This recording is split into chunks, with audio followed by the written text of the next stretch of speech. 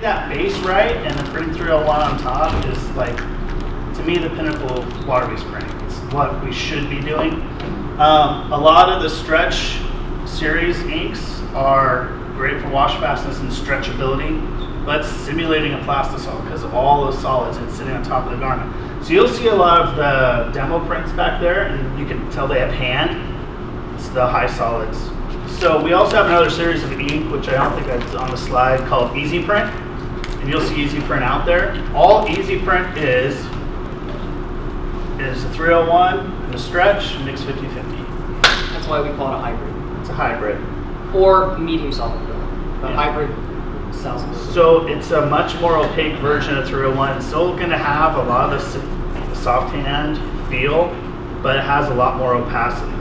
So if you're like looking to not have our entire series of inks and bases and additives, and you want like a kind of a middle ground, the Easy Print series is honestly, it's easier. You know, that way you don't have to have all the bases, but you still get kind of the best of both worlds there. So then the next slide is going to be your 301 series if you're trying to make a color. Okay, so on our formula, on our website, we have two different formulas. We have your RC, which is regular color or ready color, and that's primarily made for printing onto light fabrics.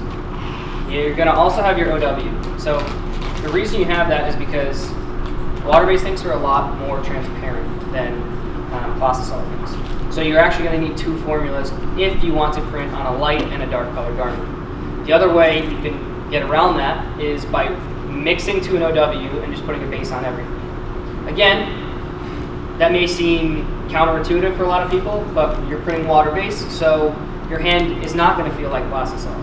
Even your HSAs, it's a plastisol-like feeling.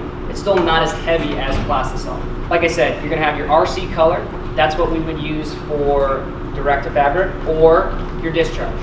Then we have your OW. OW is primarily going to be similar to your RC, just with a higher pigment load. The other thing I want to make sure is it's not plastisol, right? So how many of you mix ink here? Okay.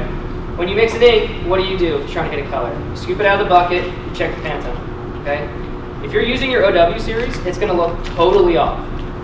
Do not adjust to that Pantone. We spend a lot of time in color mixing. We have one poor soul at Matsui who only does color mixing. So your OWs are always gonna look off. That's because when it goes on the white underbase, it's going to brighten it up. For the most part, all 74 and down are really, really good. Should hit Pantone pretty easily. At the bottom, we're gonna go with kind of a method of printing, and I'm gonna show that to you guys out there. This is just to get you familiar with it. You're gonna see heating the pallets up to 140 degrees. How many of you preheat your pallets before you print with plastisol? Okay. You guys know how the ink basically loses its viscosity and prints a lot better.